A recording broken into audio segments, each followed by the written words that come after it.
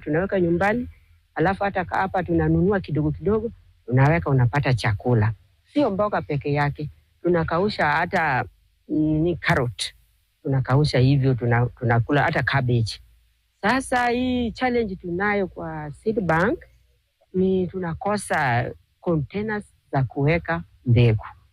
Kwa maana ni bei high na sisi bado tuko chini kidogo. Ukipepeta hata hii mtama unajikuna.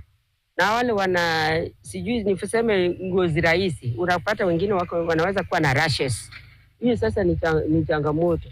Sasa hii tumeletewa mashine ya kutengeneza hiyo mtama. Sasa tumepata nafuu kidogo kwa sababu tumepata mashine 2, moja ile inapepeta na zamani ilikuwa tu inatengeneza lakini haipepeti. Sasa tuna ile mnapepeta hiyo waste inaenda kando na mtama inabaki. Sasa tumepata nafuu kidogo.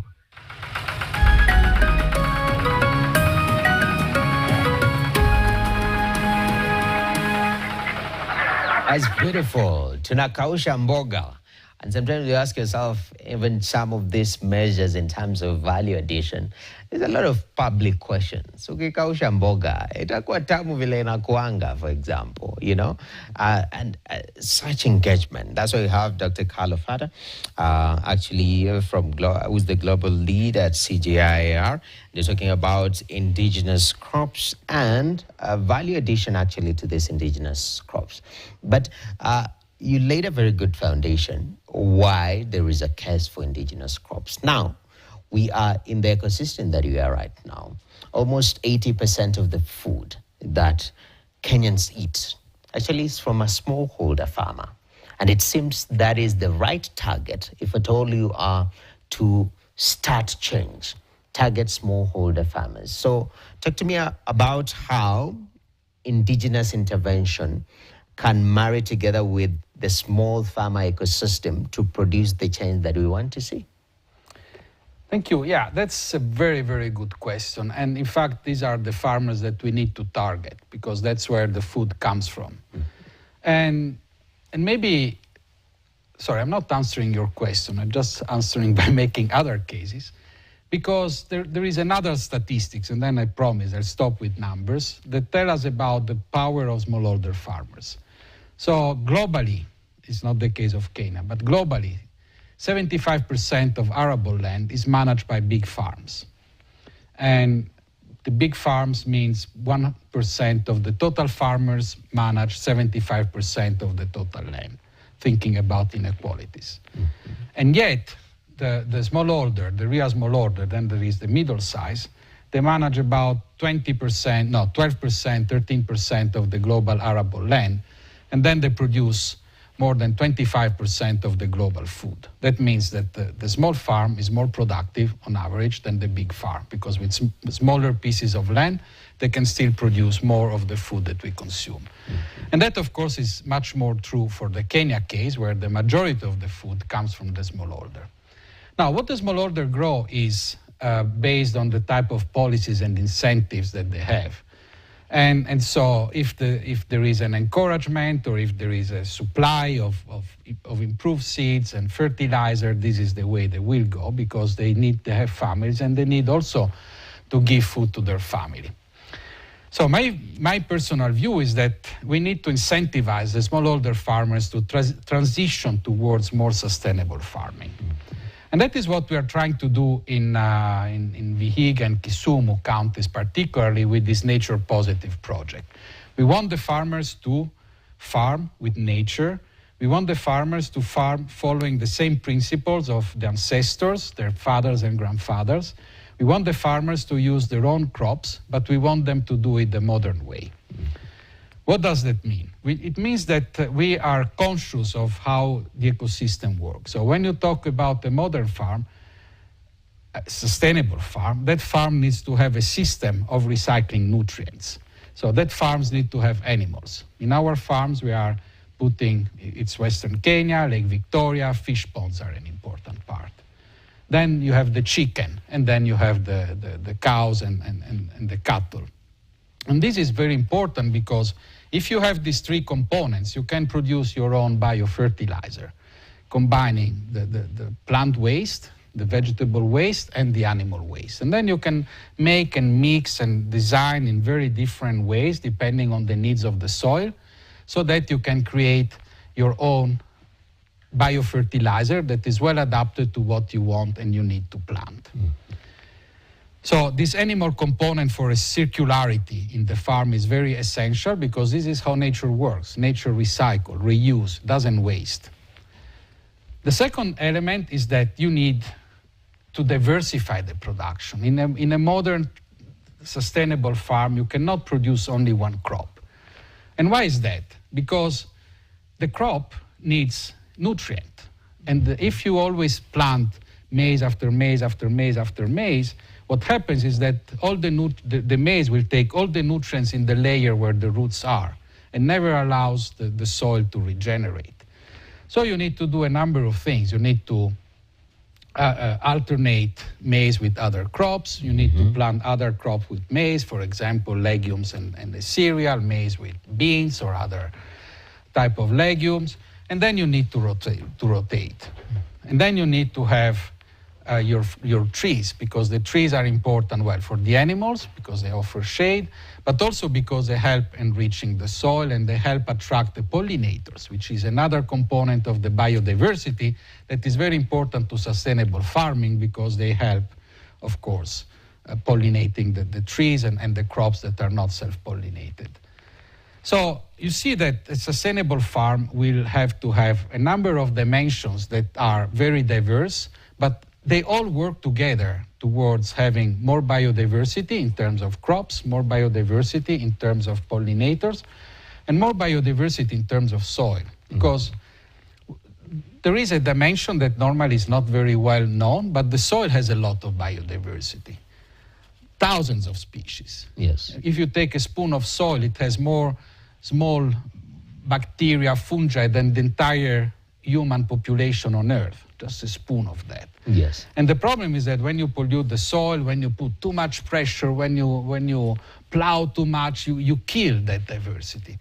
And that diversity is very beneficial to the plants. It helps to protect the plants from diseases.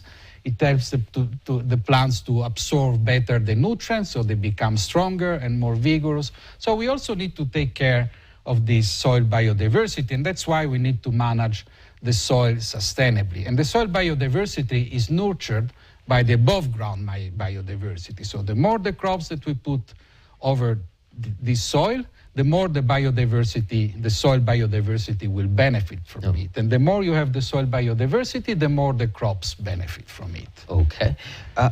And I mean, I'm glad you've mentioned that smallholder farmers need to go into a more sustainable way of farming, which on one part is the information gap that we're seeing in terms of that transition. And I want you to bring this out from a Vision 2030 being one of the components, being food security in the country, even from a global perspective.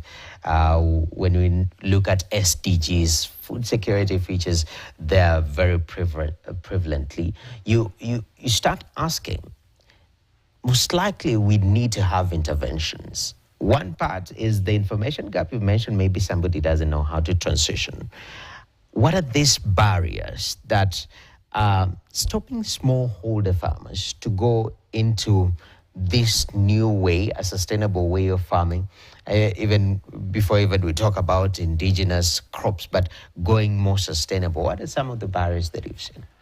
Well, I think, to me, it's a lack of incentive. So the same way the farmers need seeds and fertilizer, and the government is offering them seeds and fertilizer, they also need support, including economic support, to transition towards more sustainable farming. Why am I saying that? Because I mentioned before that we want to have a very technically advanced way of producing biofertilizer, meaning that the same way you have blended fertilizer that meets your soil needs, we want to have a similar approach for the biofertilizer. But this requires investment.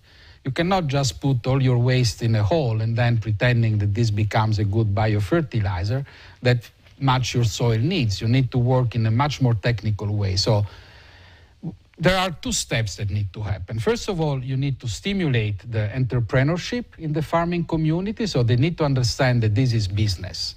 And secondly, once you have done that, you need to support the business. Every time you want a startup, being it in whichever domain, IT, whatever, that startup needs money. So if you want the farmers to start engaging in a more business-oriented way towards sustainable farming, they need money, they need investment. And that's something that obviously the governments, the county governments, the national governments can help supporting, but also it becomes important to get access to credit, something that is very complicated for smallholder farmers. And that's why we encourage farmers to form cooperatives, to work in groups, to aggregate their land so that they can achieve greater economy of scale.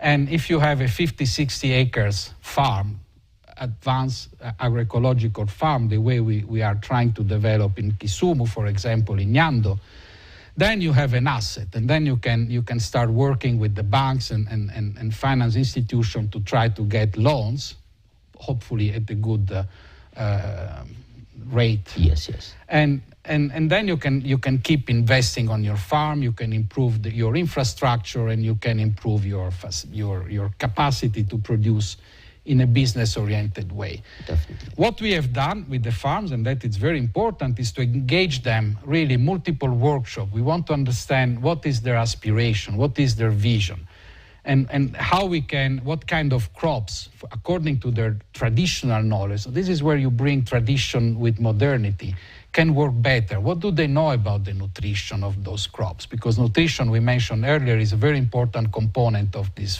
way of farming. Okay. So so we developed this design over almost 1 year of conversation with the farmers, the research institutions, the local governments, to really come up with a design that we are now start implementing on the ground. Definitely. And I'm glad you bring that up, because now with these farmers, first of all, knowing what their familiar ground is, these are our indigenous foods. These are some of the challenges that have been coming up. Then you work on a solution, create, scalable projects. Because you've spoken about the incentive, and it's very critical. When you look at indigenous products, indigenous foods, are we making enough noise? And by noise here, I mean even commercially, looking at our local retail value chain. Like when I go to the grocery segment, am I getting the kundes that I want to get? Am I getting the mrendas? How involved can we bring that commercial incentive and attach it to indigenous vegetable and indigenous crops production? I think it's super important because, first of all, there is, for example, in Kenya, we did a survey in Kisumu City. And a lot of the consumers, because we wanted to understand if consumers were keen to eat, to pay more, if they have a guarantee that the food is healthy, means organic. And the majority of the consumers, big majority of the consumers said yes. But one of the problems is lack of trust. So you can come to me, listen, here is my organic mrenda. How can I know? So that issue of marketing or really creating brands that can gain a reputation about being the type of food that you want to eat, it's very important. And we are getting slowly by slowly. So once we have the farm, we will start producing branding products. That farm, in our aim, has to be organic.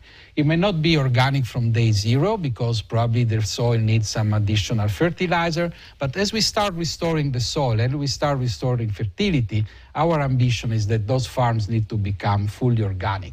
And then you as a consumer, open access. Come and see my farm. You want to see what are you eating from Kisumu? You come to our farm and we can show you. We can give you a demonstration meal. We can show you how we grow our food. And then when you find it in the shop in Kisumu or in the markets, you know what it is. So, and then of course, more challenging is to convince you in Nairobi that this is healthy food, because our ambition is that this food should be available not just in one county, but should be available in the entire country, little by little, with repetition. But we are scientists. We create models, and we show that it's possible, that we have the technical solutions. We have a team that works on soil, on water, on crops, on agronomy, on the economics, on business case. Everyone is there to try to really look at this farm as a business enterprise. Definitely.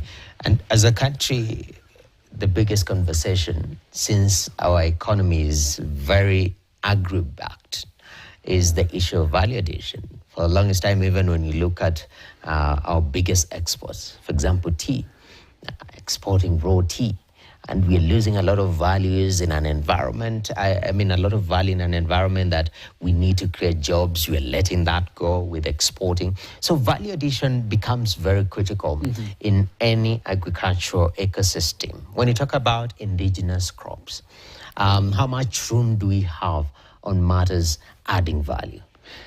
A lot, really a lot. First of all, because there are a lot of things that you can use to promote those crops, starting from healthiness. Those crops are good.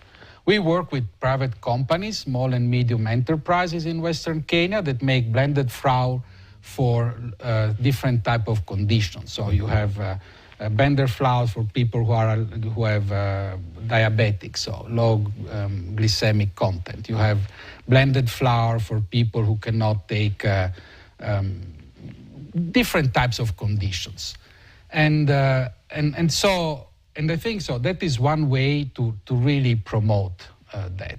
But then it's important also to create a reliable market. And that it's complicated, because the same thing that happens with the tea, the example that you gave before, also happens with the smallholder farmers. They get in touch with intermediaries, and they are completely in the hand of them. They don't have market information. They don't know what will happen. So they just give their products and at a price that is not fair to them.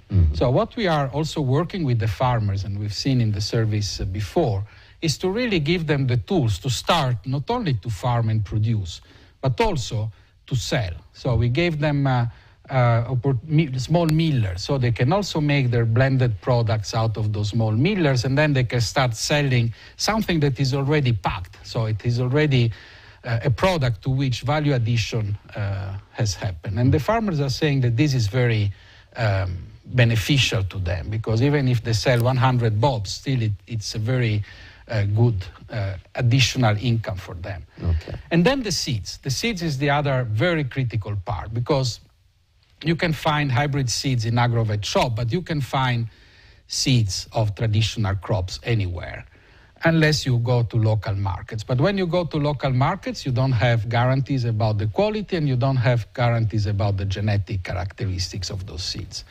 So what we do is we also train farmers to produce the seeds of the varieties of these different traditional crops that they like more, so that they become self-sufficient in terms of seeds. So at the end, you have a community seed banks that produce the seeds of multiple crops that the farmers think are important for them, for their production systems. And these seeds are of great quality. Yeah? We work also with KEFIs. We try to make sure that the quality standard of those seeds is really high. Yes. And then you have the sustainable farming with the circular economy, the animals, and all this dimension integrated. And then we have the value addition part, where the produce is milled and then sold with initial value addition components. Definitely. And Dr. Carlo, as we come to the end of this conversation, you know, at the end of the day, it boils down also to the laws of the land, the policies that you've set that govern how we practice, and policies could actually be pro or con, could promote or derail the efforts that you're making. From where you sit, and this movement of pushing indigenous crops, from a policy perspective, what are the gaps that we need to fill to make sure that this gospel is pushed forward? Okay, there are two. One is the seed, super important, because the policy of Kenya doesn't allow anyone to use the word seeds unless it's a certified seeds. So it creates an imbalance towards the companies that produce certified seeds. So seed laws need to change, and seed laws need to aligned to the constitution, because the constitution of Kenya actually protect the conservation and use of the traditional crops, of the heritage of this country. Mm-hmm.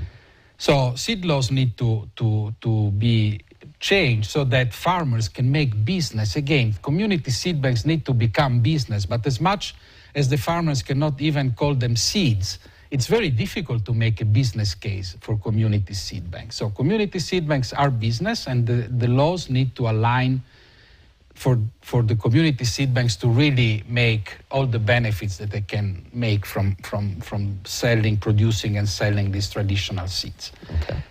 As long as standards are maintained, obviously. Okay. That applies to everybody. Fake hybrids are not allowed in this country, and fake seeds from community seed banks should not be allowed either. You need to maintain the standards. Okay. Secondly, you need to really create investment for the system to become, for the entire system to become more sustainable. So you need to help farmers engaging in the value chain addition. You need to, in the value addition, you need to engage the farmers to and so that means training, starting from the research to the extension, etc. So all of this chain of knowledge that needs to go from research to the farmers through the extension need to be strengthened. And this requires investments from the countries. Definitely. I think we have started a good conversation. Unfortunately, our time is up. In less than 30 seconds? Less than 30 seconds. There will be a national seed fair in Kisumu for traditional crops, 9th of October. Be there, and you will really be amazed by how much diversity you can eat. And there will be cooking demonstration. You can enjoy, you can eat. Be there, Kisumu, 9th of October. All right. Let's hope the show will be there too, so that we can cook and eat our indigenous products. But thank you very much, Dr. Carlo Fada, Global Lead, CGIAR, the Initiative on Nature Positive Solution. And we've engaged a very detailed discussion on matters indigenous crops from the legal standpoint, changes that we need to make sure that smallholders are optimally functioning and taking advantage of the indigenous, seed ecosystem and whatnot. So a lot actually has been discussed right there. That's where we put a full stop to today's show. Thank you very much. My name is Nokip Kimboy. See you tomorrow on the Farm Kenya Show. For now, we are out. Bye-bye. Okay.